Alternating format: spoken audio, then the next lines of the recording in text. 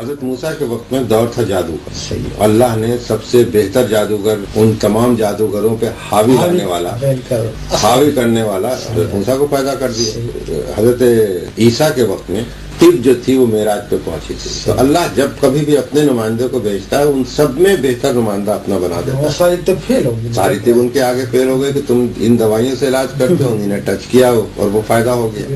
حضور کے وقت میں یہ لوگ غلط کہتے ہیں کہ عالم جہالیت تھا, بلکہ میں تو سمجھتا ہوں کہ اس وقت اگر آپ شاعری دیکھیں اور اس وقت کا کلام دیکھیں, معراجی کلام تھا بھائی. جو عرب کا کلام تھا اس وقت, اس قدر معراجی کلام کے جو حیرت ہوتی ہے پڑھ کے کہ ان کی قوت فکر کہاں پہنچی ہوئی. حضور کو ان تمام پہ سب سے حاوی کر دیا. تبھی رسول اللہ نے دعویٰ کیا کہ بھائی تم ایک آیت کا ترجمہ ویسی آیت بنا دو. وہ جہالت کی وجہ سے وہ قرآن نازل کر دیا, حدیثیں آ گئی.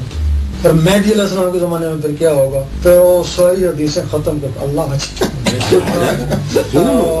یقیناً ہوگا. اس لیے بتدریج جو عروج ہو رہا ہے وہ سب آن کے علمی پہ ختم ہو جاتا ہے. اور اللہ کی پہلی آیت جو اتری, آپ مجھ سے بہتر جانتے ہیں کہ اقرا باسم ربک الذی خلق الانسان علق, کہ اللہ نے سب کچھ تجھے سے تو قلم پہ تو پھیل دیا. اور قلم ایک وہ چیز ہے کہ جو آدمی کو کہیں سے کہیں معراج پہ پہنچا دیتا. تو علم کا دورہ اگر اچھا پورے دنیا کا اس وقت اگر آپ تاریخ دیکھیں کہ اب سے 1500 سال پیشتر کی پوری دنیا میں جہالت کا کتنا زبردست اندھیرا تھا. اگر لوگ کسی کو آتا بھی تھا علم تو وہ اپنے گھر میں بند کر کے رکھتا تھا, اس کو باہر اس کی وہ نہیں لانے دیتا تھا. تھوڑی سی اور بات بتا دیتے ہیں جی, بہت کم آپ جیسے لوگ اس کو سمجھ پاتے ہیں. جی, حضور پاک کے وقت وہ جہالیت ختم کی گئی تھی, علم لوگوں پہ غالب کیا جاتا ہے. جب مہدی علیہ السلام آئیں گے نا, اس علم کو بھی ختم کر کے عشق پیدا کیا جائے گا. جہاں عشق پہنچائے وہاں ایمان والوں کو بھی خبر کو.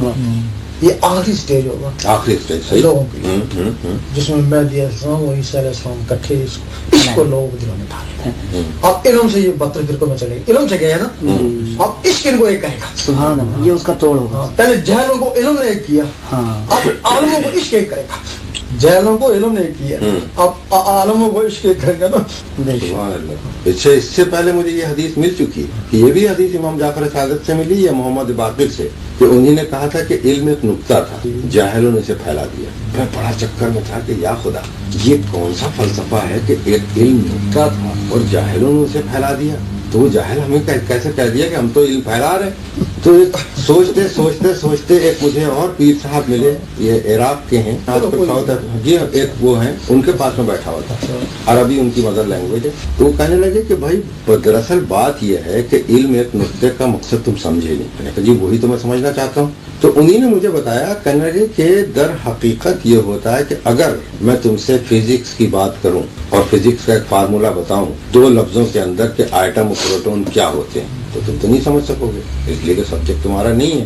ابھی میں اس کو اگر تم کو اتنے بڑے کاغذ پہ لکھتے لکھتے لکھتے لکھتے سمجھاؤں الف سے لے کے آخر تلک, تو وہ پھیل جائے گا. اور جب پھیل جائے گا تو جب تمہاری سمجھ میں آئے گا اس وقت تلک جو اس کے ادھر ادھر کے ٹکڑے نکلے ہوں گے وہ جہالت میں سب چلے جائیں گے. اصل نقطہ وہی ہے. ہاں, باقی تو انہوں نے کہا کہ دراصل انہوں نے کہا تھا وہ آپ نے بات جو کہی ہے کہ حقیقت یہ کہ آخر میں انسان اس تمام علم کو سمیٹ کے عشق کے نقطے پہ آ جائے گا, اور وہ جو نقطہ ہے وہی سب کچھ ہے. اور اسی کو سمجھنے کے لیے پوری دنیا جو ہے اس وقت بے قرار ہے, اسی عشق کی طالب ہے پوری. صحیح, سچ کہہ رہے ہیں. اب پوری دنیا علم سے بھی بیزار ہے, یقین کرو پوری دنیا بات سے بھی بیزار ہے. وہ کہتے ہیں ہم نمازیں پڑھتے ہیں, دھیان ادھر ادھر ہوتے ہیں, ہم کہتے ہیں ہم بیکاری کریں, یہی کہتے ہیں نا. جی جی, بات سے بھی بیزار ہے. علم نے فرقے بنا دیے, وہاں عبادت نے حس تکبر ڈال دیا, عبادت آباد پہ حملے کرا, مسجدوں میں حملے کر رہا ہے. اب عشق کی ضرورت.